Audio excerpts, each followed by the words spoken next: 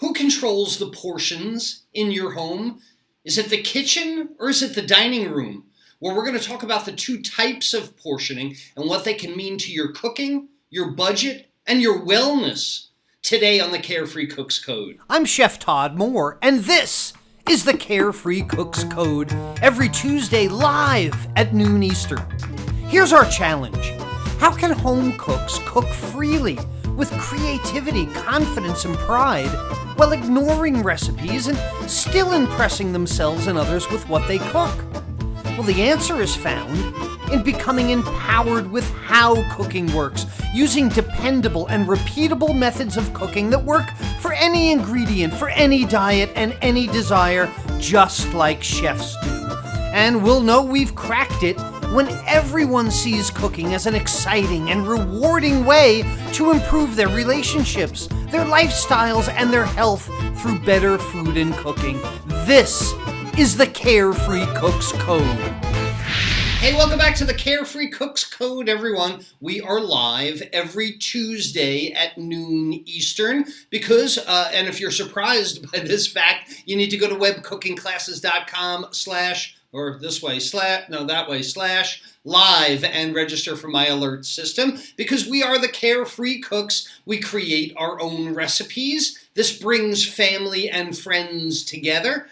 We learn every time we cook. It's not a guessing game. We define our own cooking style. We practice pro cooking methods, and we love our cooking. That's, to me, the most important part. If you love your cooking, then you want to cook more. But hey, hello, Carefree Cooks everywhere, all over the world. It's Chef Todd Moore. We're back together again. I know so many of you are brand new this week. We had so many people start to join us this week. It's great. So welcome to all the brand new people that are here for the first time. Welcome to our friends of longest standing. If I can get my phone here. Hi, Miriam. Hi, Eloise. Hi, Jerry and Rick and Angela and Brenda and Candy and Jared and all our friends of longest standing. I don't say old friends because don't know how old you are, but we've been together for a long time. Welcome again, once again, to the Carefree Cooks Code, where each week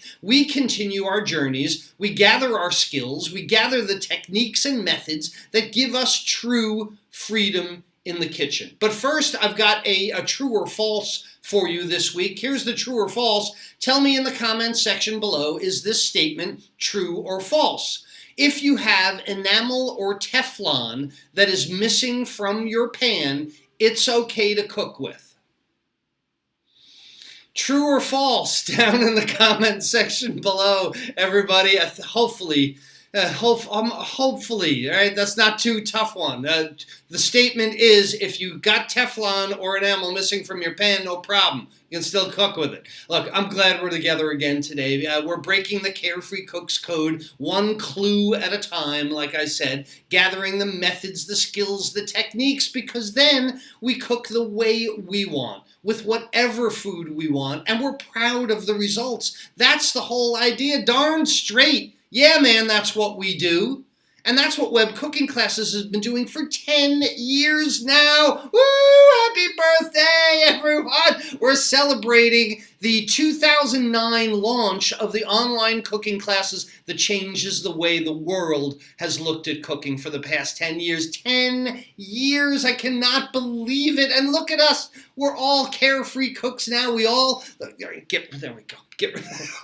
We got each other's back, right? I mean, what a great community that we've built. We care about each other a lot. And so many of you comment that our Carefree Cooks community is like the single best place on the internet. But you know why this is? It's because cooking unites people. No matter the culture, no matter where in the world you are, we all want great food experiences. So the community that we've built together, it's an empowering community. It's an encouraging, enlightening, kind, helpful community where everyone benefits by sharing with someone else. And I'm so proud of everyone that's taken the steps to join us. But look, it's still just a small portion of the lives that we can change when everybody else knows what we do. And I want to share all of this for you. And speaking of portions, it being a small portion, blah, blah, blah, Todd, let's get to what we're supposed to talk about today. Because today we're talking about portioning, and there are two meanings of the word portioning when it comes to cooking and dining. The first is, keep in mind that cooking takes place in the kitchen. Obvious. The people that run the kitchen do the cooking. But the dining takes place in the dining room, at the table. And which one should dictate, though? Now think about this for a minute. Once you're done with the obvious true or false, commenting in the comment box below. This is a question that restaurateurs battle about constantly. Who should dictate the portion sizes of the foods? Because I know you know both. Go to a fancy restaurant, you get one little scallop and a foam of avocado or something, but go across the street to the Italian takeout restaurant, you get 4 days worth of spaghetti, right? So who is dictating? Is it the customer that dictates what the portion should be, or is it the kitchen and the chef that should dictate? Now, I've asked my guy across the street, why do you give me 4 days worth of food? Because to me, it's not appetizing at all. When I get a gigantic mound of spaghetti and it never looks good the next day. We've done classes on leftovers and what to do with leftovers. You can look through the video section of my Facebook page or my YouTube page. You can look for those things. But the idea being, so I asked the guy why. He said, my customers expect to be able to take stuff home and have it the next day. Well, that's the customers dictating the portion. So which should do it? Which is responsible for that? And this is the question for today. Who should be more in charge of the portioning? Should it be the customer in the dining room? Or should it be the kitchen, the chef? Who is in charge of the portioning in your house? Is it your kitchen? Or is it your table? Now think about this for a minute. You're going to have to be honest with yourself and your food habits in your house. Do you know exactly how much food you're serving your family? I mean, exactly how much food you're serving your family. Not a plate full. I normally fill the plate. Are you keeping track of this? Or do they just eat until they're done? Right? You just put the food in the living room, in the dining room, and they just eat until they're done. So let's examine this a little further, because the first meaning of the word portioning, when you talk about the kitchen environment, it's the amount of food that you put on the plate. And if the diner dictates how much goes on the plate, they're doing the portioning. If people are making their own plates, like on a buffet, they're doing the portioning. The diner is dictating the portioning. If the food gets passed around at the holiday table, right, Thanksgiving or Christmas or New Year's, and everybody just plops a scoop of the mash onto the middle of their plate, the diner is dictating the portion of the food. If somebody in your family asks for seconds, the diner is dictating the portion of the food. So is the diner doing the portioning in your house? But look, it's okay if they are. I don't want to sound judgy. I know I started to sound a little judgmental there, but look, I promise I'm not judging, because most home kitchens do it this way. Because the goal of most home kitchens at mealtime is not to run out of food. Come on, be honest. Isn't that, like, if you're forget about just your family, okay? Running out of food is terrible. What if you had a party? What if you had people over? This is the main fear. Like, I was in the catering business for a long time, and when I talked to people that, wanted to do their own catering or something, the biggest fear was not running out of food. The people that hired me, you're not going to run out of food, right? The main goal in household portioning is not to run out of food. The main goal is that everyone has had enough to eat. Have you had enough to eat, honey? Would you like more? Would you like another portion? But look, this is not how a commercial kitchen is run. With very few exceptions, maybe like the Golden Corral buffet trough, even a buffet restaurant has little portioning tricks that the chef can employ. The chef on a buffet restaurant is not going to put out 6-ounce chicken breasts. It's going to put out 2 or 3-ounce chicken breasts. I did this in catering. We cut the chicken breasts in half. Everybody can eat as much as they want. They just take too much. And did you hear that word that I said? every trick that the chef can employ. The chef, right? So the diner versus the chef. This is what this comes down to. When the portioning comes from the kitchen, when the chef takes control, so many aspects of the meal and the operation change. When the kitchen does the portioning, they immediately control the cost of the meal.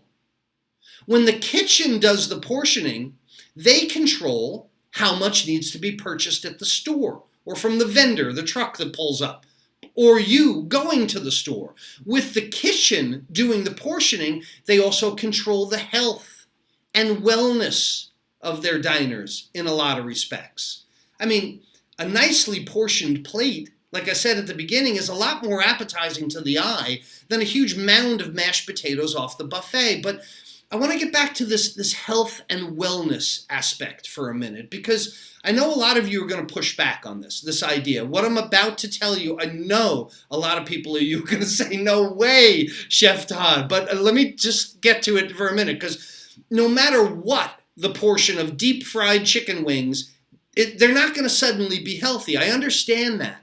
But as a carefree cook in your own home, you have the opportunity to take back a lot of the control when it comes to the portioning, once you move it from the dining room to the kitchen.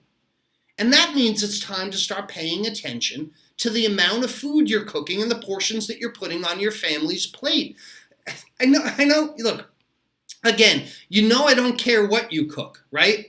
I mean, I don't care what you eat, what your diet is, the greatest diet, the worst diet. I'm not here to judge. I make no judgments about what your personal preferences are, what your desires, or what your diet requirements might be. I only care that you cook your own food at home. That's really all I care about. We went through this a few weeks ago. I also care that you're safe. We talked about that. But generally, I just care that you cook your own food at home. I don't care what it is. I don't care what the food is. And if you cook most of your food at home, whole food, not microwaved food, no, it's going to be healthier no matter what you cook. I believe that with all my heart. But while you're cooking what makes you really happy, right? And that's important too. You want to enjoy your food and your cooking, whether it's healthy food or not. Maybe you can start to just take note of how much food you're cooking. Regardless of the diet, call it healthy food or not, I don't care, like I said, what you're cooking. But start to notice how much it is.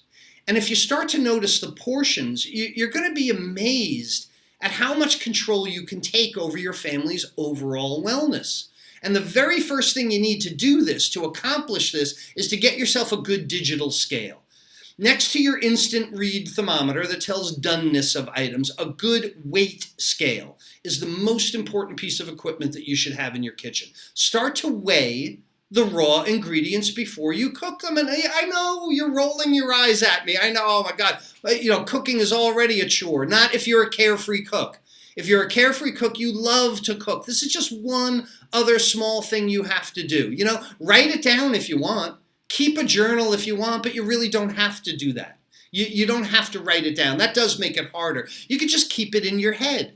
You can just look and remember for the next time. So this is going to become a whole new lifestyle thing. This is something you need to adopt from now on. You're going to do this from now until the end of time. So you will, in the short future, know the answer to questions like, what is the chicken breast weigh before I cook it? Am I serving a 4-ounce chicken breast or a 5-ounce chicken breast? I don't care which it is. I want you to be aware of it. How much rice are you cooking for your family? Do you always just make 1 cup because that's the way mom did it and you never asked why? How many ounces or grams of gravy do you make, of sauce? How much does each person get? If you knew this, it would be just easier to know how much gravy to make, so it works its way backward. If you notice what they're eating at the start, then you know what to prep and prepare. You're getting to be a lot more like a commercial kitchen. And when you start taking note of these things, something really powerful starts to happen.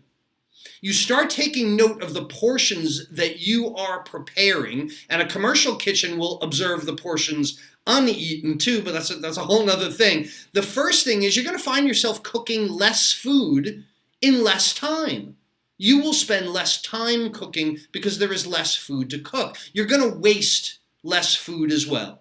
With those leftovers, you'll have more space in your refrigerator, there's less clutter, and if you buy less food, because you're preparing less food, because you know your portions, you spend less money also.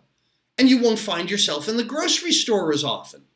You get how that whole cycle works just from taking notice of how much food you're cooking. So if you can pull off what I'm just about to suggest, and this is a little evil, okay? So stick with me, you may not agree with me, but if you can pull this off, then you can improve the health and wellness of just about everybody that you cook for. And before I tell you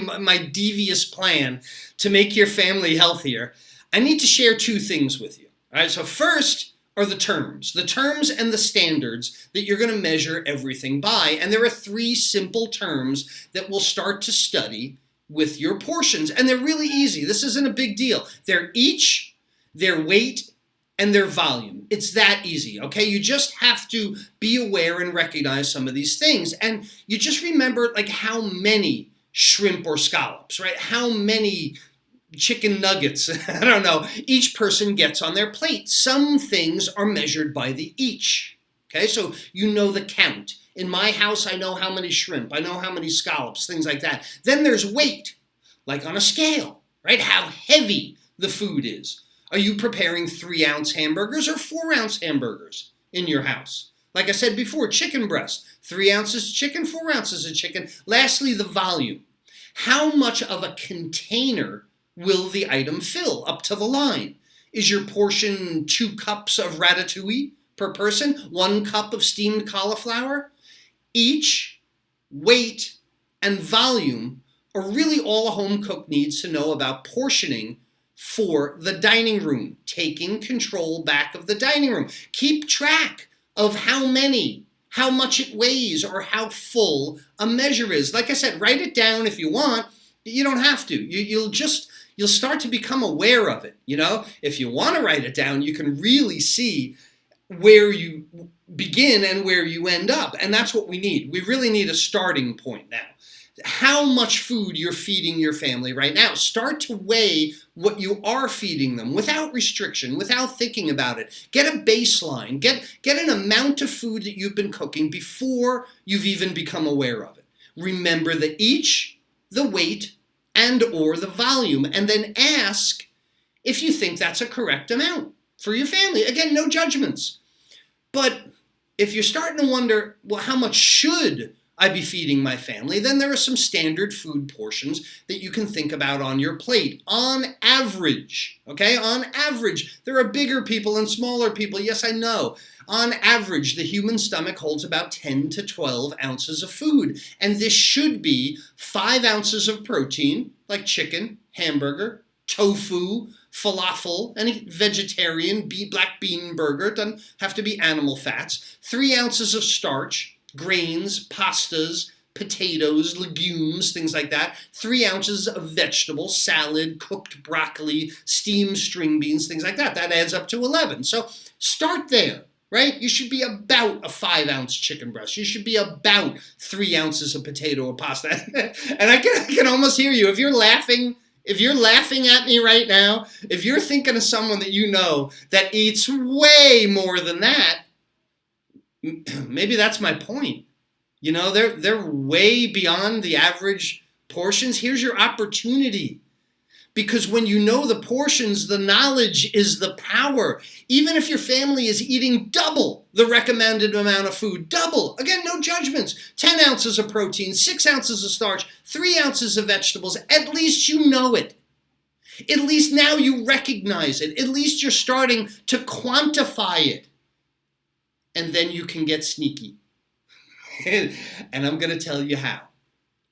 But I need to make a point first. Let me illustrate a story about how you are going to make your family healthier. When I was a very small child, really small child, I had a blankie.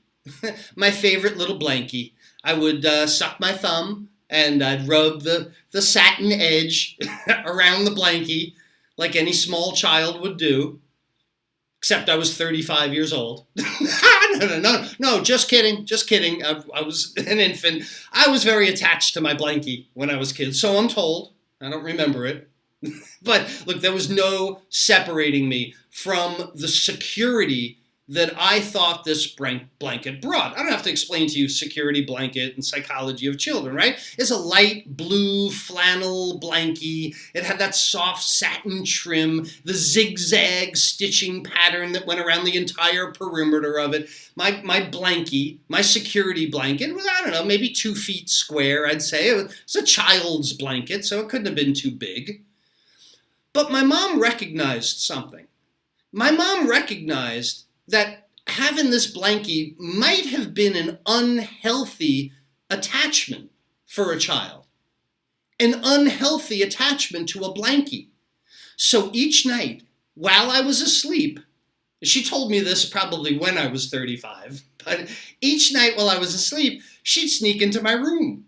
She would take the blanket, she'd remove the satin, true story, remove the satin from around the entire edge of the blanket, trim off an inch from all the way around the perimeter, sew the satin back on in the same zigzag pattern, and each morning I would wake up with a blanket that was just a few square inches smaller than the one I fell asleep with. And eventually, I didn't notice it. The size, the blankie was like a size of a handkerchief. And at that size, I couldn't remember why I needed such a large blanket in the first place. So if you're controlling the portioning in your house, how about trimming off just a little bit with each meal, like my mom did with my blankie? All right, if your husband is eating an 8-ounce chicken breast, maybe you can trim off half an ounce or just a few grams next time.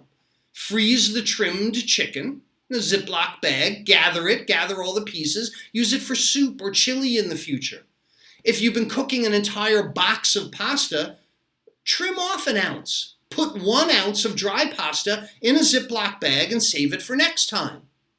Could a cup of raw rice maybe become like 4/5 of a cup next time? Like, I'm not talking about starving your family.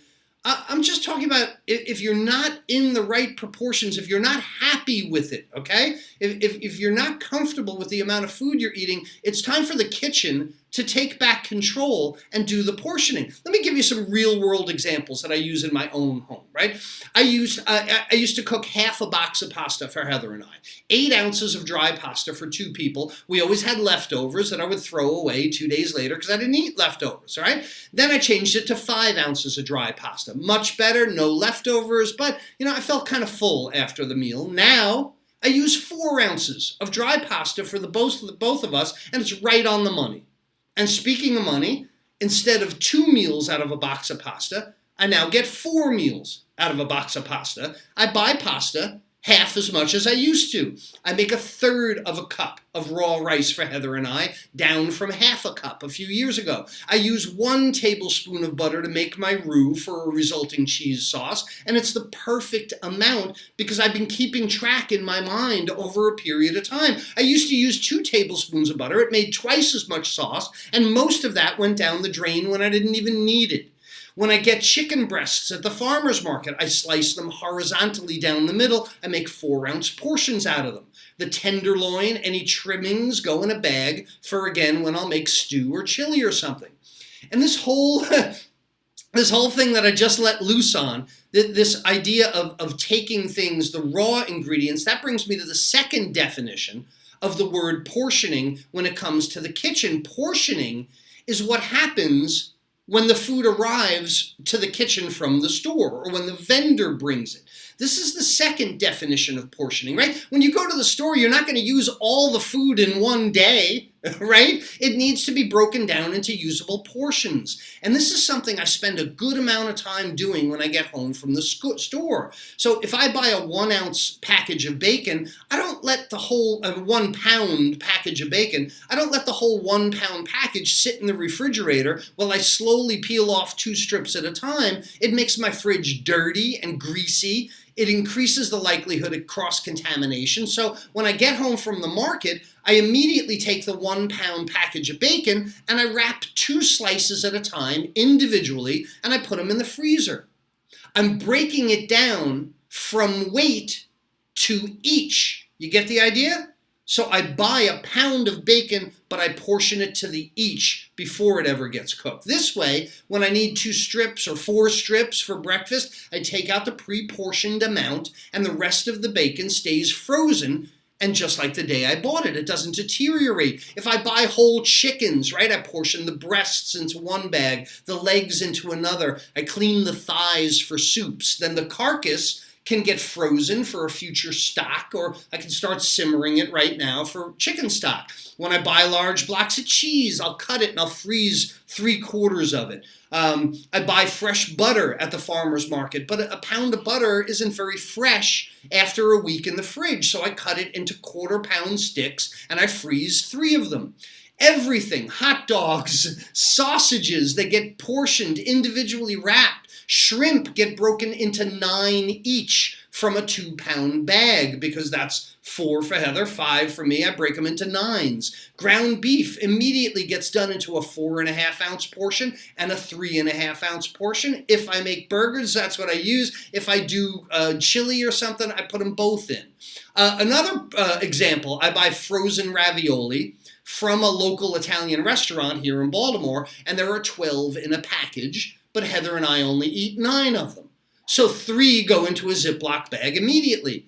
2 more ravioli deposits later in the bag, and I get free ravioli, 9 of them, that I would have overcooked, overeaten, or thrown away.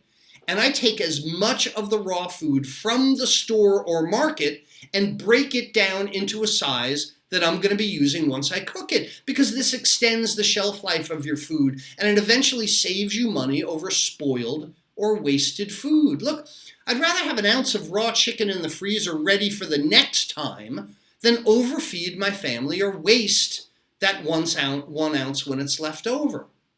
So let's get down to it because we're almost out of time. There are 2 ways to control the portioning in your home. And the first is to not let the diner control it. The kitchen has to control the amount of food that goes on a plate. That's the path to health. From there, you can lower or increase the portion as you see fit. Do what's right for your family. And you can tell them about it if you want. I'm working on lowering our portions or not. You could just be sneaky from the kitchen. The second way is to control the portioning of the raw food as soon as you get it home. Break the larger items into a size that you'll be cooking. This gets them into the freezer quicker. It gives them a longer shelf life. It saves you money. It saves grocery store shopping trips as well. So when you control the portioning in your kitchen, then you control all the important elements of carefree cooking in your home. It's really important to take the portioning back from the dining room and bring it into your kitchen. Speaking of which, it's time for the dish of the week. I scroll through our Carefree Cooks community, and since the topic is portioning, I'm looking for nicely portioned plates this week. The first one I see is Sam's Gumbo. Sam always puts such beautiful artistic plates together, and Sam did this gumbo. The reason that I think this plate is a great example is because I see more examples of gumbo with like 2 or 3 cups of rice on the plate, and then the gumbo just like poured all over it. 90% rice, 10% gumbo. Sam has a beautiful balance here. I thought the plate isn't mounded. People have a tendency to mound stews and things. Nicely done, Sam. Good looking plate as usual. Lisa's chicken breast with a mango salsa fried rice. How cool. I'm looking at that chicken breast. That's like a 3 or 4 ounce chicken breast. Huge chicken breasts are so unappetizing to me. I wonder like what they did did to the chicken. Beautifully proportioned plate, Lisa. Really nice. Bill also did a chicken breast with Cajun spices and brown rice and a nice glaze on it. And again, look at how that sits nicely in the middle of the plate. The plate is like a frame. It's like a work of art where the white is the frame. The food isn't hanging off the side. It's not piled high. Nicely done, Bill. Joanne did some lo mein with shrimp. Again, not 500 shrimp per people. There's 3 or 4 shrimp there. There's a nice amount of noodles. It's well proportioned on the plate. These are people that are controlling their portioning from the kitchen. And Alan's got the right idea about portioning lobster. Yeah, 1 on a plate. There you go. Hey, Alan, do I need to talk to you about keeping the food off the rim of the plate? Tell him to get those claws back in there. Anyway, hey, let's get to the true or false today. The true or false, if enamel or Teflon is missing from your pan, it's okay to cook with. Oh, please, I hope 100% of you said false. The moment your pan is scratched, you gotta get rid of it. Otherwise, where do you think that goes? It goes into your food. That's where it goes. So you don't want to be eating Teflon. It is not okay to cook with a scratched pan. The answer to the true or false is false from the statement today. And if you know someone who's over portioning their plates, if they're wasting too much food, if they're not portioning from the kitchen and letting the diner do it, if they're spending too much time in the grocery store, please like this video, share it with them, and like it so everyone knows that there's another way to improve their lifestyles through better food and cooking. And you too can start your own journey toward becoming a carefree cook using the methods of cooking that work for any diet, any desire, any food item, no matter how you portion it. And my guidebook, The 5 Forks to Carefree Cooking, will show you the way. Get yours immediately, this immediate free download at 5forksguide.com. Chef Todd Moore reminding you, everyone, that, hey, there's a method to your cooking success. And we'll see you next Tuesday. Bye-bye.